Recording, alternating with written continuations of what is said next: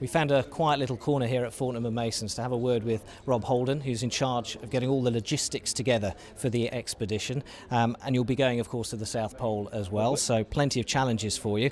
And right here is one of the sledges and some of the kit that you'll be putting together. Yep. It looks enormous for one person to haul. It's not actually enormous at all, and this is very much quite a lightweight sled. This is for one person, so each member of the team will have a sled very similar to this in terms of size, maybe a little bit more bulk in there once we're down on the ice. This will weigh about 65, 70 kilos per person. And you weigh what, sorry? I weigh 74 kilos 74, at the moment. so I'll be a little bit heavier when I go down there, but 74 kilos at the moment. So almost as heavy as you, basically? Yeah, pretty much, yeah. But in terms of, people, going down and doing expeditions in polar environments, that is a very lightweight sled because we're only down there for a relatively short period of time. So it's not as daunting as it may sound initially. Okay, so you'll be carrying fuel and food and all your necessaries, but skis as well, I see. Yeah, there'll be a mixture of skis because we're going into the we're going up the Beardmore Glacier, and there's not we're expecting not to have a lot of snow cover on the actual glacier itself. So when there's not a lot of snow cover, we'll actually revert to wearing crampons.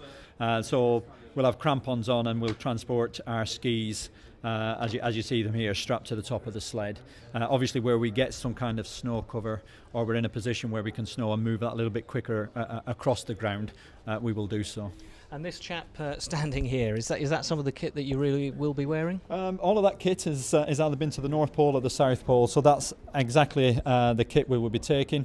We may not always have a duvet jacket on, a nice big padded jacket like that, unless the conditions dictate. But yes, that's pretty much what we'll be taking. And it's quite light, actually. I mean, what's in there? It's goose down, actually. It is very light, but it's fantastically warm and well proven. You'll have a problem, you have to keep it dry, but it's probably one of the warmest jackets that we can take down there with us. And down here, some of your supplies from Fortnum and Mason's. Yeah. I'll be surprised if you'll be taking, what's that, orange whiskey marmalade? Well, I don't know. I might just slip some of that into somebody else's sled and then have a bit of fun one night. No, Fortnum and Mason have been fantastic in terms of being a partner with us, and of course their history in expeditions, and they're well known for their hampers.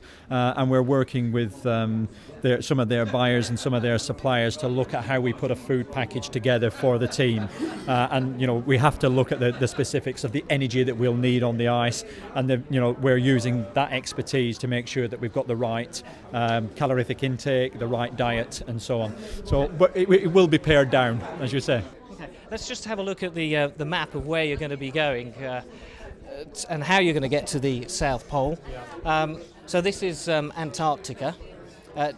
Just so we get our bearings, I believe Chile's over here, South Africa's that way. Is that right? And New Zealand's over here, absolutely. So where will you be heading? So the plan is we'll leave London next year. We'll fly down to either Chile or to South Africa, and then from the South Africa or Chile we'll move on to Antarctica, establish ourselves on the ice, either in from Cape Town or in from Chile down towards what they call Patriot Hills.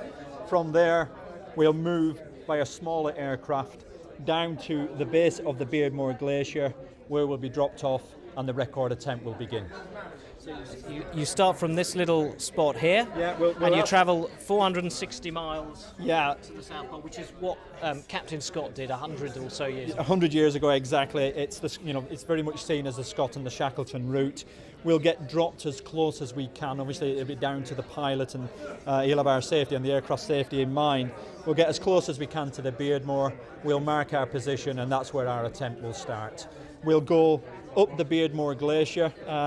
I don't want to belittle that because that is going to be phenomenally hard work. We'll be on the glacier for about a week or so, up out onto the peninsula and into the South Pole, hopefully in record time.